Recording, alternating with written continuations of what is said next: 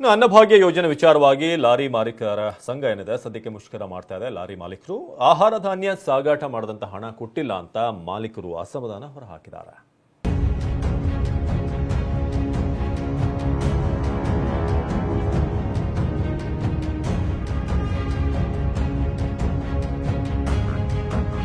ಅನ್ನಭಾಗ್ಯದ ಅಕ್ಕಿ ಸಾಗಿಸುವ ಲಾರಿಗಳಿಗೆ ಪೇಮೆಂಟ್ ಮಾಡದ ಸರ್ಕಾರ.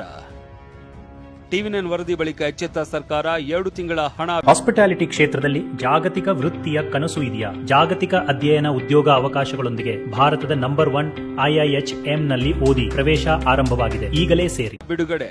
ನಿನ್ನೆ ಅನ್ನಭಾಗ್ಯದ ಲಾರಿಗಳು ಎಪಿಎಂಸಿ ಯಾರ್ಡ್ನಿಂದ ಹೊರಬಂದಿರಲಿಲ್ಲ. ಜಿಲ್ಲೆಯ ಹಳ್ಳಿಗೂ ಹೋಗಬೇಕಾಗಿದ್ದ ಅನ್ನಭಾಗ್ಯದ ಅಕ್ಕಿ ಸಾಗಾಣಿಕೆ ಆಗಿರಲಿಲ್ಲ. ಯಾಕಂದ್ರೆ 4 ತಿಂಗಳಿನಿಂದ ಆಹಾರ ಧಾನ್ಯ ಸಾಗಾಣಿಕೆ ವೆಚ್ಚ 250 ಕೋಟಿ ರೂಪಾಯಿಯನ್ನ ಬಿಡುಗಡೆ ಮಾಡದೆ ಸರ್ಕಾರ ಬಾಕಿ ಉಳಿಸಿಕೊಂಡಿತ್ತು. ಇದರಿಂದ ಲಾರಿ ಮಾಲೀಕರು, ಚಾಲಕರು, ಕಾರ್ಮಿಕರು ಸಂಕಷ್ಟಕ್ಕೆ ಸಿಲುಕಿದ್ರು. ಸರ್, ತಮಗೆ ಎಷ್ಟು ತಿಂಗಳಿನಿಂದ ಹಣವನ್ನ ಲಾರಿ ಮಾಲೀಕರು ಕೊಡಬೇಕು ಮತ್ತೆ ಏನು ಹೇಳ್ತಿದ್ದಾರೆ, ಯಾಕೆ ಕೊಟ್ಟಿಲ್ವಂತೆ? ಸರ್, ನಮಗೆ 3 ತಿಂಗಳಿಂದ ಅಮ್ಮ ಅಲ್ಲಿ ಕಾಸು ಕೊಡಬೇಕು. ಕೇಳಿದ್ರೆ ನಮಗೆ ಬಿಲ್ ಆಗಿಲ್ಲ, ಇದಾಗಿಲ್ಲ ಅಂತ ಹೇಳ್ತಾ ಇದ್ದಾರೆ. ನಮ್ಗೆ ಈಗ ಹುಡುಗರು ಫೀಸು, ಮನೆ ಬಾಡಿಗೆ ಅದು ಕಟ್ಟಕ್ಕೆ ತೊಂದರೆ ಆಗಿದೆ ಸರ್. 3-4 ತಿಂಗಳಿಂದ ಇದು ಕೊಟ್ಟಿಲ್ಲ ನಮಗೆ. ಅಂದ ಹಾಗೆ ಬಾಕಿ ಪಾವತಿ ಮಾಡುವಂತೆ ಸರ್ಕಾರಕ್ಕೆ 15 ದಿನ ಡೆಡ್ಲೈನ್ ನೀಡಿದ್ರೂ ಸರ್ಕಾರ ಕ್ಯಾರೆ ಎಂದಿರಲಿಲ್ಲ. ಹೀಗಾಗಿ ಸಿಡಿದೆದ್ದ ಲಾರಿ ಮಾಲೀಕರು ನಿನ್ನೆಯಿಂದ ಲಾರಿ ಸಂಚಾರವನ್ನೇ ಬಂದ್ ಮಾಡಿ ಸರ್ಕಾರಕ್ಕೆ ಬಿಸಿ ಮುಟ್ಟಿಸಿದ್ದಾರೆ. ನಮ್ದು ಕಂಪ್ಲೀಟ್ ಹಣ ಕೊಡೋ ತನಕ ನಾವು ಸಾಲ ತೀರ್ಸೋ ತನಕ, ನೀವು ನಮಗೆ ಹಣ ಕೊಡೋ ತನಕ ದಯವಿಟ್ಟು ಯಾವುದೇ ಕಾರಣಕ್ಕೆ ನಾವು ಗಾಡಿನ ಮೂವ್ ಮಾಡಕ್ಕಾಗಲ್ಲ. ಮುಖ್ಯಮಂತ್ರಿಗಳು, ಉಪಮುಖ್ಯಮಂತ್ರಿಗಳು ನಮ್ಮನ್ನು ಶ್ರಮಿಸಬೇಕು. ಯಾವಾಗ ಲಾರಿ ಮಾಲೀಕರ ಸಂಕಷ್ಟದ ಬಗ್ಗೆ ಟಿವಿ9 ವರದಿ ಮಾಡ್ತೋ ಸರ್ಕಾರ ಅಲರ್ಟ್ ಆಗಿತ್ತು. ತಕ್ಷಣಕ್ಕೆ 2 ತಿಂಗಳ ಹಣ 120 ಕೋಟಿ ರೂಪಾಯಿ ಬಿಡುಗಡೆಗೊಳಿಸುವಂತೆ ಆದೇಶ ಹೊರಡಿಸಿದೆ.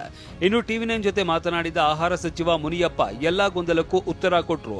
1 ವಾರದಲ್ಲಿ ಸಾಗಾಣಿಕೆ ಸಮಸ್ಯೆಯನ್ನ ಬಗೆಹರಿಸ್ತೀವಿ ಅಂದ್ರು.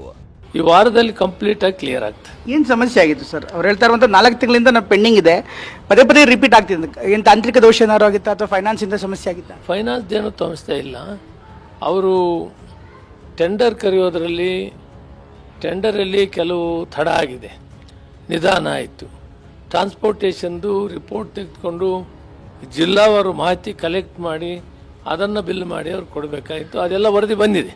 ಸರ್ಕಾರ 120 ಕೋಟಿ ಬಿಡುಗಡೆಗೆ ಆದೇಶಿಸಿದೆ. ವಾರದಲ್ಲಿ ಸಮಸ್ಯೆ ಬಗೆಹರಿಸ್ತೀವಿ ಅಂತ ಸಚಿವರು ಹೇಳ್ತಾ ಇದ್ದಾರೆ.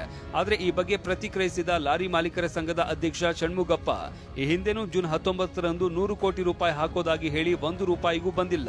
ಹೀಗಾಗಿ ನಮ್ಮ ಖಾತೆಗೆ ಹಣ ಬರುವವರೆಗೂ ಮುಷ್ಕರ ಹಿಂಪಡೆಯಲ್ಲ ಎಂದಿದ್ದಾರೆ.